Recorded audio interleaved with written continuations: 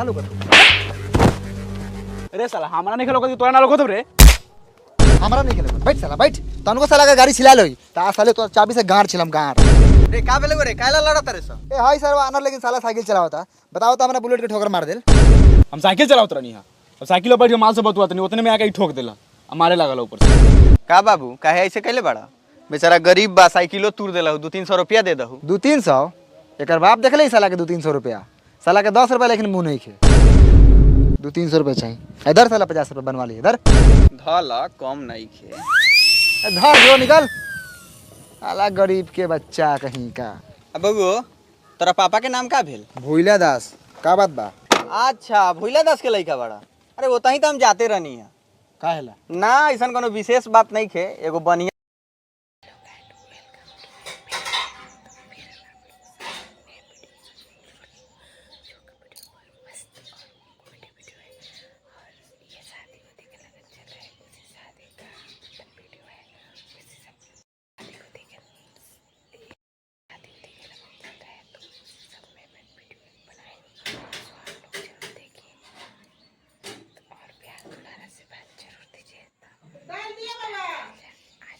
मतलब अरे साला तो मौगी से न बतिएबे कौन छोड़ी तोरा से बतियतौ ई सारा के हमर बियाह नहीं के होत तो कर हम लोग ले बनियो अरे साला घर में बारे बर तू तो पहले हमर बियाह हो कि पहले तोर बियाह हो साला कुटुम आके भाग जाता कहता नहीं मुंह में मुल्तानी मिट्टी लगावा कोनो क्रीम लगावा कि चेहरा साफ हो अब बियाह करेला बेचैन रही है राक्षस कहे के साले साला घर के गार्जियन ठीक नहीं है घर में 2 लड़के जवानों के ध्यान होता आंख में लाज देखे के बियाह करी कि ना करी तो जो गार्जियन के कह बियाह करो हमर साला कितना बने बियाह हो गए 10-15 को लेके घरों में खेले थे ना खिलाई साले बियाह करला बेचैनी थाने बा कमाल है कमाई चाहे ना कमाई जवानिया उफान मारता है कि ना मारता हम 2-4 को लड़की से प्यार करी ले मोहब्बत करी ले इकरार करी ले बयान में लेके भाग जा समाज का कोई फलावा का लड़का चिलावा का लड़की लेके भाग गेल नाम हमर डूबी की तो रे साला पहले बड़का कोई तब तो और होई बड़का कोई हमर लड़का के होई आई साला मौगी सके फेर में रहता लाओ बुलेट की चाबी लाओ चौक पर से आलू चौक के आई हट गाड़ी में तेल लेके ना देबो कह दे नहीं चाबी दे चुपचाप तो घर में आग लगा दे हम लो चाबी बुलेट रखे ना तेल नहीं खे देखो तो ना साला के मन के बढ़ल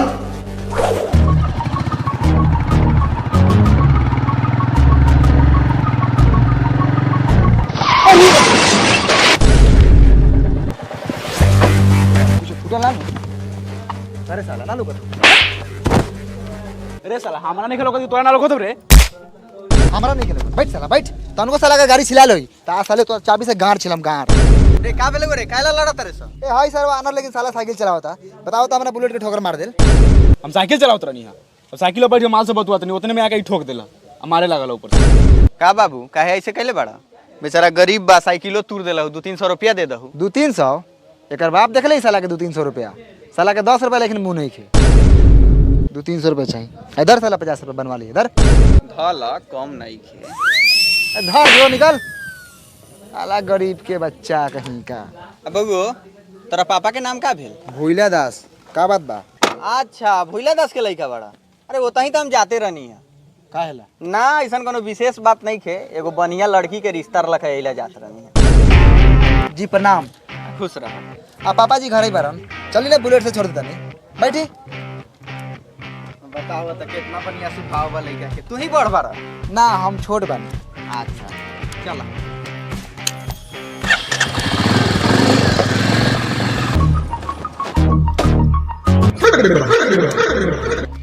अरे तेरी के ई तो साला अगुआ बा डाबर दलाल देखल जाओ ये बा हमार घर पूरा दूध लेकिन उज्जर चमकता केहू बेटी चोदों के घर नहीं खेसन पूरा गांव में ऐसे ना कहे के भगवान के दया दृष्टि बाकी तोहनी के ऐसन घर बा हो सकता काल ना रहे ए रही नु कोनो टीना के घर बा कि आनी में उधिया जाई ईटा के नु बा मसाला सीमेंट से बनल पूरा दबा के आवाज जाओ पापा छते पे बारन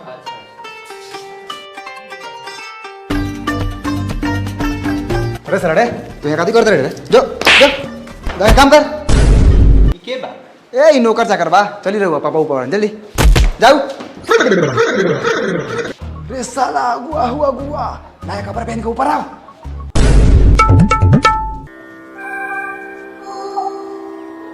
प्रणाम भूला दास। जी प्रणाम प्रणाम। कहीं ना डाबर दलाल जी, जी सब कुशल मंगल। कहल जाओ कैसे याद करनी है भूला के? जी कोनो विशेष बात नहीं खे, एगो लड़की के रिश्ता लेके आए रहनी है रउआ लइका ला। ओ अच्छा।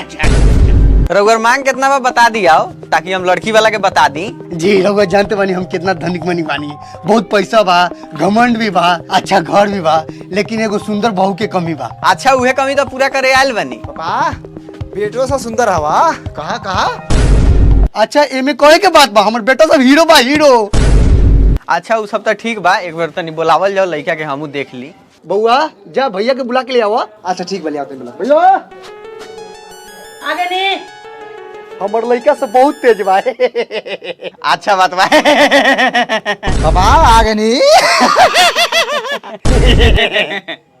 अरे साला माथा सबत नहीं कास। ये हमर हीरा लइका बा, देखी देखी। अच्छा भूला जी रउआ मांग कितना बा? देखल जाओ दलाल जी, ज्यादा कुछ ना कम, हमर दुइयो के बेटा बा, 20 लाख रुपया चाही, एगो 4 चक्का। हम लार चका चाहिए साला इहो अगुआ भगवाई। ए महाराज 20 लाख रुपया नु होखेला? लड़की बा टॉप क्लास के, रउआ लइका बा थर्ड क्लास के, और ऊपर से रउआ बिखाई ने हगतनी। हां रउआ बात एकदम ठीक कहता नहीं। देखल जा भूला जी, हम चीर फाड़ के बात बोलतनी, ज्यादा बतियाला के कोनो जरूरत नहीं है। 3 लाख रुपया मिली, एगो हीरो चाहे हुंडा के मोटरसाइकिल मिली, चैन सिकड़ी मिलबे करी। 3 लाख रुपया का भीख ले हम अपना लइका से के लाट साहब लेकिन पोसले बानी। पैसा कौड़ी जमीन जाता के हमरा कमी बा का? कुछो के कमी नहीं के सब बा, लेकिन साला एगो लड़की नहीं के जरूरत साला ही ब्लैक कोबरा ला। साले जिंदगी में बुरा है तू साले जैसन बाप के चाल पर। हम जाना तानी कि रउआ लगे बहुत धन दौलत बा, लेकिन हमरा नहीं लागत कि रउआ लइका के 5 लाख रुपया मिली। सीधा सीधी बात बताओ तानी, हम 3.5 लाख रुपया तक दिवा देम। अगर रउआ राजी बनी तो ठीक बा, आना तो अब हम निकली ले, हमरा बहुत लइका देखे जाए के बा। ए डाबर दलाल जी काय खिसा के भागत नहीं महाराज, कोनो राउर बेटी बहिन बा, चलू रउआ से बतिया के बा। नहीं आऊ हमरा से बतिया।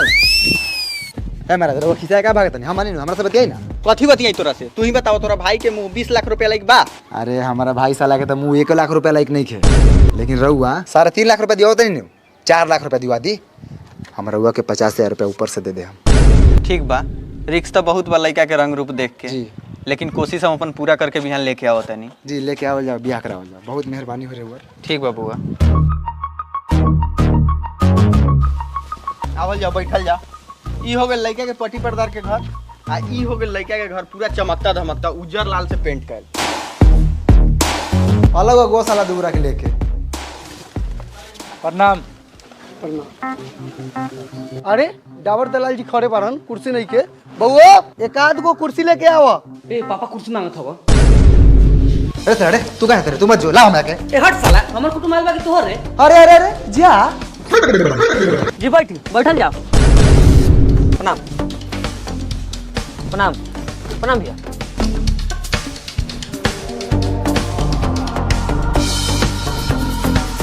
जी बाकी सब तो ठीक बा, जो ना काम ला रहनी वो काम हो जाओ। हम चाहतनी कि लड़का के बुलाऊ, तनी लड़का देख लिए हम। पापा आए लागत इहे लइका बा, हीरो लागत।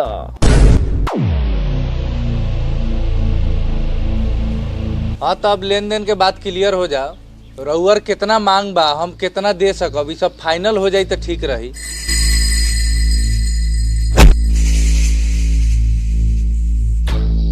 लेन देन तो होबे करी, छोड़म थोड़ी है, पहले लइका पसंद बा। जी हमरा लड़का पसंद बा। बउओ तोरा लड़का पसंद हो? हाँ ठीक लागत है, तनी लखुरात बा, लेकिन दीदी लाइक सही बा। ये सरवा का धन संपत्ति के कोनो कमी नहीं थे, तो यो हमरा दूरा पर रात दिन उठन बैठन करले। ई सरवा तीन को कौन बारे, लेकिन एक हम नहीं के चिन्हत। सिलेंडरवा के कुटुंब आइल है। करिया कवा के। हाँ कुछ पूछे के बा, पूछ ली। हाँ पूछ ली, कुछ संकोच ना रहे के चाहिए। तो बउओ बाबूजी के नाम बतावा। जी भूला दास। बउओ तोरा से ना पूछनी है, हई बउआ से पूछनी है जिनका ला बातचीत चलता। जी हमारा से पूछल जाओ, बहुत तेज लड़का बानी। नाम मोबिल कुमार, बाप के नाम भूला दास, दादा के नाम धनीलाल दास, परदादा के नाम भिखारी दास। ग्राम घटियापुर, थाना मोतीपुर, जिला Muzaffarpur, Bihar. 843111 pin code, mobile number 99 315। चुप रे बनारा। ए महाराज, दोनों में से केकरा के पसंद कहीं नहीं हो? हई चश्मा वाला बउआ के। चश्मा वाला तकबो ना करो मुकरा पर, बहुत कीमत बा ओकर, रउआ से ना किनाई। काहे ना किनाई हो, कोनो हीरा मोती हवा। का हो दलाल जी, कथी कह के बोलेले रहनी, चुप काहे बानी? ए महाराज, हम कथी कही हो? हम तो पहले ही बतैले रही कि लड़का हीरा बा, लेकिन थोड़ा समता बा। हीरा? ई तो पूरा जीरा लौकता, तेल में छेवकल। काहे बोला तारा हो? माना तो नहीं भाई थोड़ा करिया बा, लेकिन हमनी के पास धन संपत्ति की कमी थोड़ी है बा। तोर बहनिया हमारे घर में आई नु तो राज करी राज। बात सही बा पद्मेश्वर जी, राउर बेटी ये घर में आई तो राज करी राज, एमे कहीं से काटे वाला बात नहीं खे। अरे ये लोग खानदानी नु बा। हाँ हाँ, हम पकड़ का झाट वालो खानदानी बा। महाराज लड़का पसंद बा तो बोलू, बात आगे मैं बढ़ो। ना पसंद बा सेव बोलू, लेकिन लड़का करिया बा कह के बेइज्जत ना करू। लड़का फेकल नहीं के हमर। हाँ सोच ला, रोज हमारा घर में खस्सी मुर्गा मच्छरी बनले, खाए पिए में दिक्कत ना हुई रारू बेटी के। अरे बउआ रे चुप रहा, आज के डेट में सबके घरे बनल है। भोला जी हमनी के 10 मिनट के समय देवल जाओ। पद्मेश्वर जी होने चलल जाओ, कुछ बात करे के बा। चल बबू। जादे कुछ बतियाई साला सा। देखल जाओ पद्मेश्वर जी, ये लोग खानदानी बा, लड़का के धन दौलत बा, खेत बाड़ी बा, तनका समते नु बा, तो का करे के बा? ओकरा के चाटे के बा। ये घड़ी ऐसन ऐसन क्रीम आवता कि 2-3 दिन लगाई तो बरे लगी। उ सब तो ठीक बा दलाल जी, रउआ तो जानते बारी कि ये घड़ी के लड़की सके स्मार्ट लड़के चाहिए। ठीक बा, देखा तनी ये घड़ी धूप कितना बा, घाम में घूमत होइए चलते करिया हो गल बा। शादी बा 10-15 दिन घर में रही, अपने गोरा जाई। उ कोनो लड़की बा। अच्छा ठीक बा, तैका ई लोग से पूछ ली लड़कावा के बारे में कि लड़कावा कैसन बा। पूछी भाई साहब, भूला जी के बड़का लड़कावा के चाल व्यवहार कैसन बा? हमार का लाड़े जाना था ओकरा बारे में, ओकर चाल स्वभाव कैसन बा। ओकरा घर से हमरा खाना पानी ना होखले, बातचीत सब बंद बा। मोबिल बुढ़वा से साला कुछ बतियाता। अबे बतियाए देना, खाली भड़का दी न तो साला सा के घर में घुस के मारल जाई दोनों बाप बेटा के। ए चलू महाराज, पट्टी पर्दार केहू के ठीक ना होखेला, एक दूसरे के देख के जलत रहेला। उठ उठ उठ। ठीक बा, लड़का हमरा पसंदे बा, चली अब लेन देन के बात क्लियर हो जाओ। हाँ तो दलाल जी के पता बा, बतलई हुई मांग कितना बा? जी पता बा, 4 लाख रुपया, एगो स्प्लेंडर गाड़ी, एक भर के सोना के सिकरी।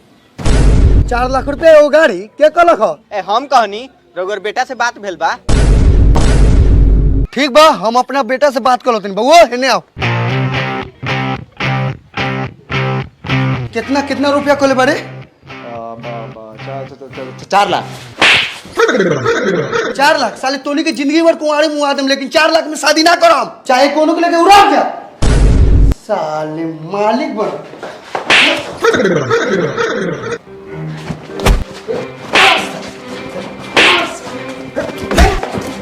साले रह रह के मारा तरह के गाड़वा फाड़ देनी।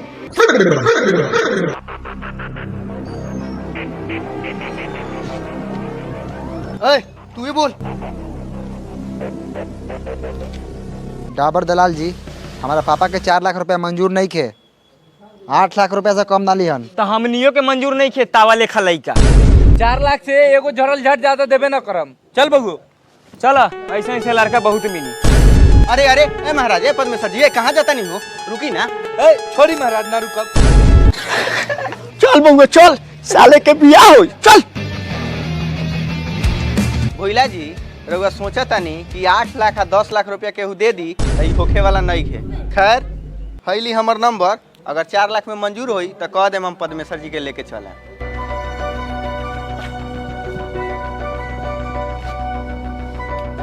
साला हमनी के जवानी हिलोर मारा था, आ इनका 8 लाख चाहिए।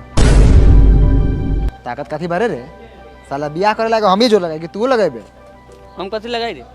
तो मत लगाओ, जाके लेटरिंग में दिन रात मेहनत कर जो। साल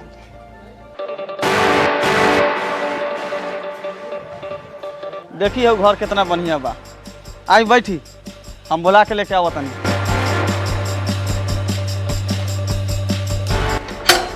भूला जी, ओ भूला जी, भूला जी। के बा? ए महाराज बाहर निकलू, रउआ लइका के देखेला 2-4 गो कुटुम आयल बा। ए मत आओ, अगुआ आइल बा। अगुआ आयल हूँ लेकिन तोरा के देख के भाग जताऊ। हाँ सत्तर।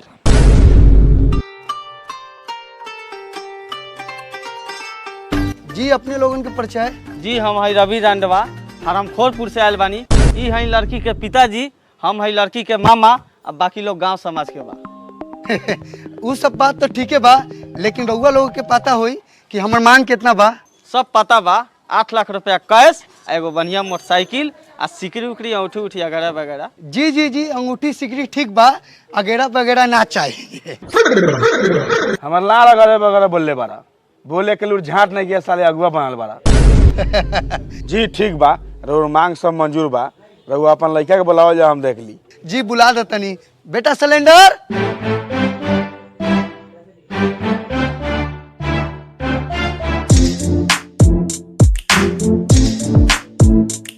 पिछिलका बा हीरो लगा था साला।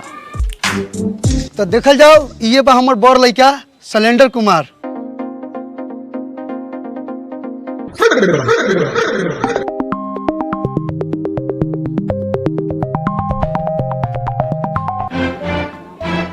हम तो जानते रहने की भाग जाएगी। लौड़ा लाख मांगा। हे भगवान, इस साला कचरा उठा, लेकिन भाई के चक्कर में लगा था जिंदगी भर कुंवार रह के पड़ी। ऐसे बनिया तू अपने के उठा ला, बिना मेहरारू के जिंदगी जियल को जिंदगी बा।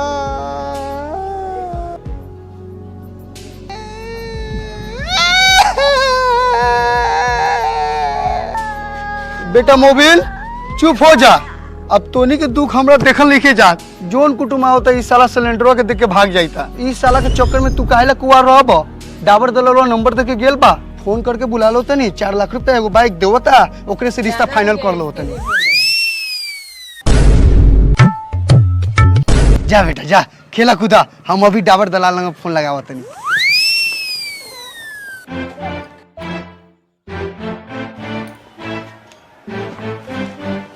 प्रणाम। बैठा जाओ।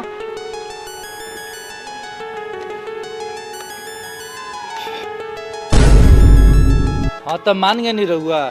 मनती तो नहीं है, लेकिन सोचनी गरीब के लड़की के उठा ली, पुण्य के काम होला। हमनी के गरीब नहीं की, गरीब रहती तो 4 लाख रुपया मोटरसाइकिल चैन ना देती।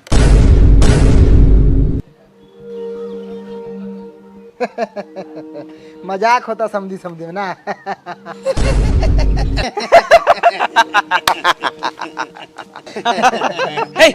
कौन बात हे कैले बारा, काम के बात करा ना। कहे कर लगा कि हमनियों को लड़की के फोटो देख लेती तो दिल में तसल्ली हो जाती। फोटो कथी देखबा, दरवाजा पर आवा, हमरा सीधा लड़की देख लिया। अरे दुआर पे तो हमनी पहुँचबे करम, मतलब मोबाइल में फोटो नहीं खे, घर परिवार में दिखा देती। हाँ हमर बेटवा के देखा तर अन मन हमरा बेटी लेखन बा, दुनू बहिन लेखन लागल है।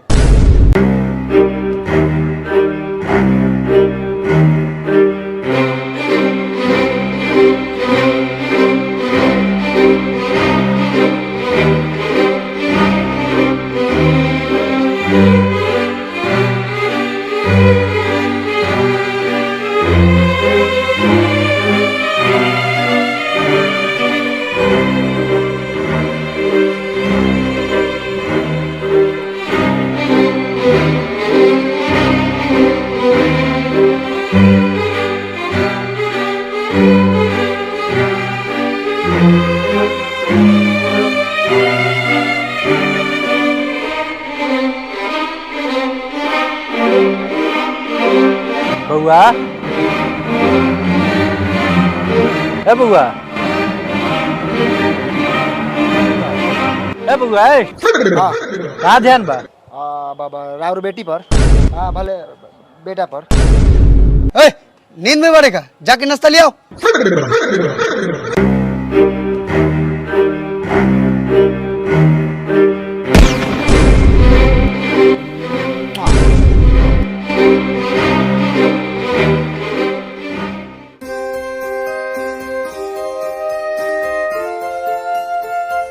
जी जी जी जी, अरे नाश्ता भी आ गेल। बढ़ावा बढ़ावा नाश्ता बढ़ावा।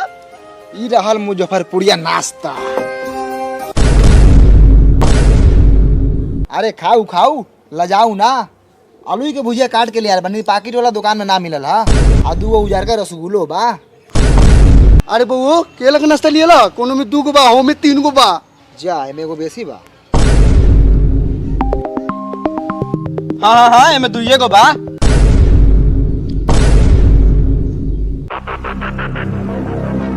वो लागत फिर हुए सरवा सबा जोन हमने से पूछत रहे। हाँ नाश्ता करता साला सब, लागत रिश्ता पक्का हो जाई। नाश्ता पानी तो हो गेल, लेकिन एक बात सुन ली भूला जी, शादी से पहले 3 लाख रुपया कैश मिली आ 1 लाख रुपया आ मोटरसाइकिल शादी के बाद मिली। मंजूर होके तो बात आगे बढ़ो। ना शादी के बाद ना, शादी से पहले बुड़बक समझत रह। तो रिश्ता कैंसिले समझी। ए महाराज रिश्ता कैंसिल काहे होई? हमने पैसा के रिखिया है। अरे वो गाड़ी या पैसा बियाह बाद दे हम। ए तू बोलेगा, तू मालिक है। तो ठीक बा, बियाह बादे पैसा देम रहुआ, कोनो दिक्कत नहीं के। डाबर दलाल जी थोड़ा नहीं आई, कुछ बुझे के बा। ए बबू तू नहीं आ।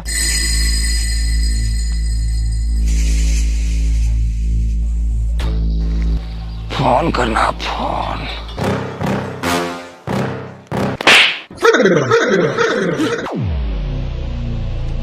ए काला मरलो रे।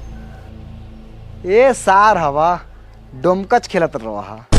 दलाल जी हमरा लड़का में कुछ गड़बड़ बुझाता, जे कहनी है से मान लेलक। अरे महाराज लड़का में कोनो कमी नहीं खे। अरे ये लोग खानदानी नु बा, धन दौलत के तनको कमी नहीं खे। ए चुप रही महाराज, रहुआ दलाली बतिया तनी। हमरा तोरा पर तइको भरोसा नहीं खे। झूठ सच बोल के हमर बेटी के फंसावे के चाहते। हम पता करी ले लोग से। कर ली पता। भाई साहब हाँ बोली। हई लइकावा के का व्यवहार बा? दारू उरुओ पियले का? वो कथी ना खा ले, कथी ना पिया ले। सिगरेट, पान, तारी, दारू, शराब पूछो नहीं कल छूटल ओकरा से। थोड़ा दिन का बाद में जितना धन दौलत बा सब बेच के आ पी जाए। रुआ कहाँ से आके फंस के रही जाल में। शादी का बाद में रुआ बेटी के जिंदगी बर्बाद हो जाए। हमकी पक्का भड़कावत हुई साला। पकिया दुश्मन बा सरवा हमनी के। सुन ला बुझाल कुछ? साला चोट्टा आदमी कहीं के। चल बबुआ हम यहाँ 1 मिनट ना रुकब। ए परमेश्वर जी सुनी ना।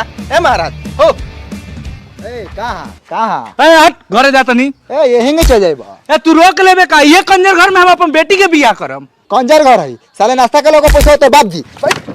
ए बउआ हम समझावत नहीं। ए हम कुछो ना समझम। ए कितना भेलो रे तोर नाश्ता के पैसा? 2000। ए कथी के 2000 रे? ए रुक पहले 2000 रुपया अपन चल यहाँ से। ए परमेश्वर जी हो ना मानम बात। अरे बढ़िया लोग नु भाई लोग। ए मुंह मारी साला ऐसा बढ़िया आदमी के पैसा बा तो बहुत लइका बा। अच्छा कोनो बात नहीं के, हम अगला बार फेन वो लोग के बुला के ले आएम। तोहनी देहाती मुर्गा बनवा के रख। हाथी मुर्गी खरीद साले, हराम के रुपया आले।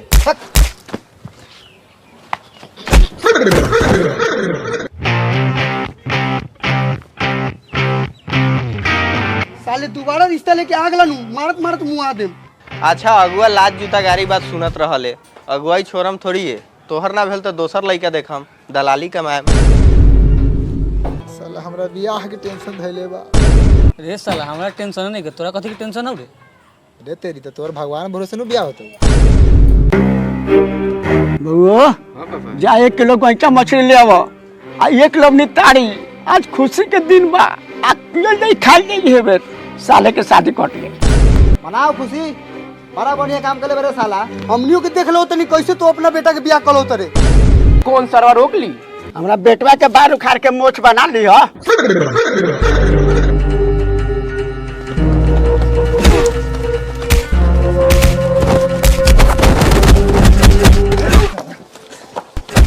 साले कुटुम के भड़कावत रहा। बउआ चल पिटानी से पिटानी साले के शादी तक कट गए।